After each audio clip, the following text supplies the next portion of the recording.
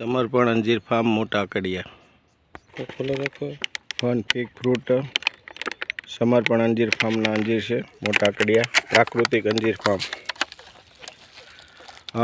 आप मित्रों क्यांथी पधारो छो? अमे जामनगर जिल्लाना ધ્રોલ તાલુકાથી। ओके अने तमे अंजीर वाववा माटे के जोवा माटे कया हेतुथी तमे अहींया जोवा आव्या? अमारे अंजीर 5 वीघानुं वावेतर कर्युं हतुं तो विचार्युं के पेला एकवार फार्मनी विजिट करी तो थोड़ो वधारे ख्याल आवे અને આપણે દાડમના ફાર્મ હતા ને એનાથી દવા બિયારણના ખર્ચા વધારે થતા તો જેને લીધે આપણે કીધું થોડુંક પ્રાકૃતિક ખેતી ઉપર વળીએ તો સારું। ઓકે, તમને પ્રાકૃતિક ખેતીનો વિચાર કેમ આવ્યો? પ્રાકૃતિક ખેતીનો વિચાર એ રીતે કે પેલી તો ખર્ચો વધારે થાય, દાડમમાં તમે રાસાયણ બહુ છાંટ્યું હોય, રાસાયણિક ખાતરમાં ખર્ચો વધારે થાય ને પાછું હેલ્થને વધારે ઇન્જ્યોર કરે।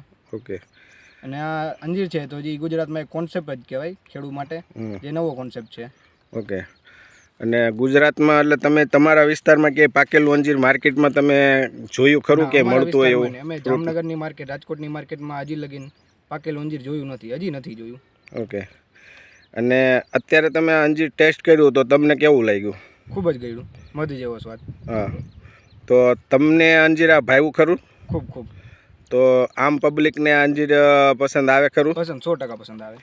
તો આપણા ગુજરાતમાં અંજીર એક તો કોઈ વાવતું નથી વાવતું એટલે માર્કેટમાં ફ્રૂટ નથી આવતા, પણ જો તમે માર્કેટમાં ફ્રૂટ અત્યારે મૂકો પાકેલા આ રીતે બોક્સ પેક કરીને, તો આ 4 અંજીરનું બોક્સ પેક હું અહીંથી કુરિયર કરું છું, પણ આપણે કુરિયર બધે પહોંચાડી નથી શકતા કારણ કે 2 દિવસે કુરિયર પહોંચે।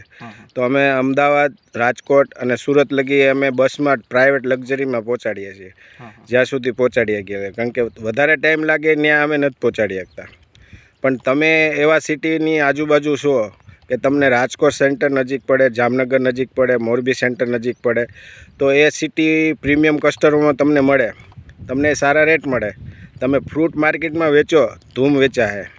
અને માર્કેટિંગ એવું કરો કે ડાયરેક્ટ પ્રીમિયમ ક્વોલિટીના ફ્રૂટ છે પ્રીમિયમ લોકો સુધી પહોંચાડો।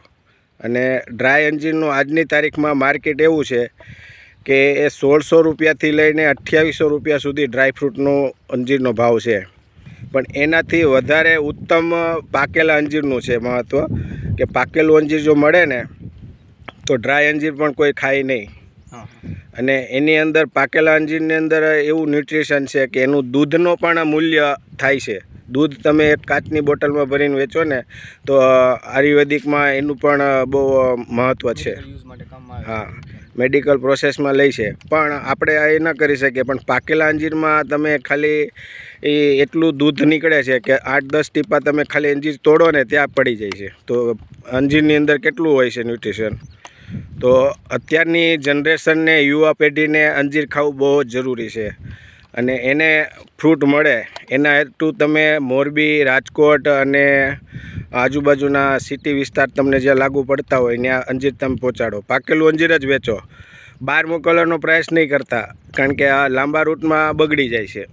નજીકના સિટી તમે ડેવલપ કરી લો, તમે પહેલાં ખેડૂત હશો કે તમે માર્કેટમાં અંજીર પહોંચાડતા હશો, એટલે તમને માર્કેટ સારું મળી જશે આવતા સમયમાં।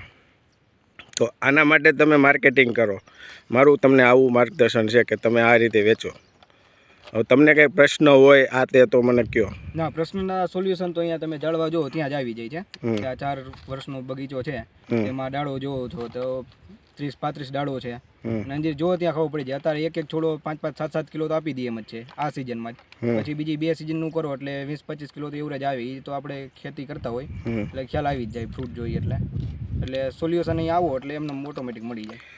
બીજું તમને એ કહેવા માગું છું કે આ ચોમાસું, ઉનાળુ અને શિયાળુ ત્રણેય ઋતુનો પાક અલગ અલગ ટેસ્ટ પ્રમાણે આવે છે।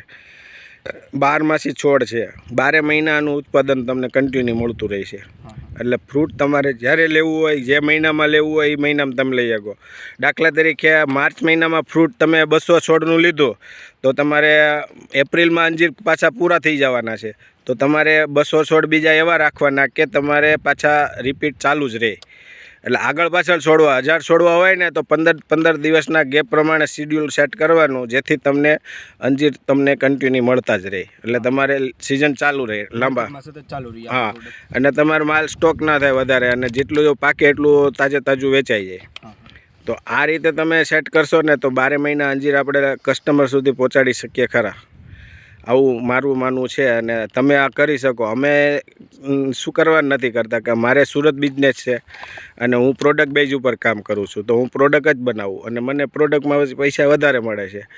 તો તમે પાકેલા અંજીરનું માર્કેટ કરશો ને તો તમારે સારા રેટ તમને મળશે, તાજે તાજો વહીવટ થઈ જશે. માર્કેટમાં તમારે કોઈ જગ્યાએ આપવાના નહીં. તમારે રિટેલ માર્કેટ ડેવલપ કરો. પહેલા નંબરમાં તમે ફેસબુકમાં છે, વોટ્સએપમાં છે, એ ગ્રુપથી તમે કામ કરશો તોય તમને માર્કેટ મળી જશે. તમારા સગા સંબંધી થ્રુ માર્કેટ કરશો તો પણ તમને એટલા માર્કેટ મળી જશે. દૂધ ક્યાંય વેચવા જવું પડે? દૂધ ન વેચવા જવું પડે.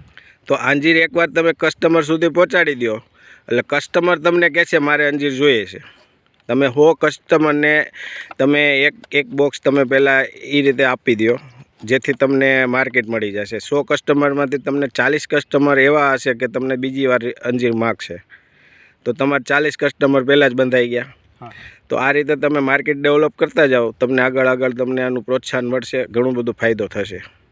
આ સિવાયમાં તમને કંઈક હવે નવા પ્રશ્ન ઉદ્ભવતા હોય તો કહો. પ્રશ્ન તો કાંઈ નહીં, પણ ખેડૂત માટે એક જ સંદેશ કે જે કપાસ ને મગફળી વાવે છે એના ઉત્પાદનની ગણતરી તમે કરો, ખર્ચા ગણતરી કરો, એ પ્રમાણે આ ઘણું સારું કહેવાય કે ખર્ચો એકદમ નહીવત છે. અંજીર ડાળ ઉપર લાગેલા જ છે અને પાકવાના પણ ચાલુ જ છે.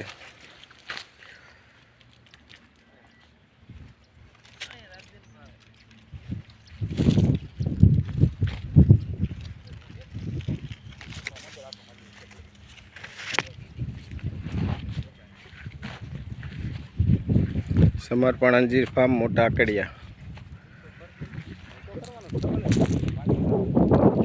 9825943531.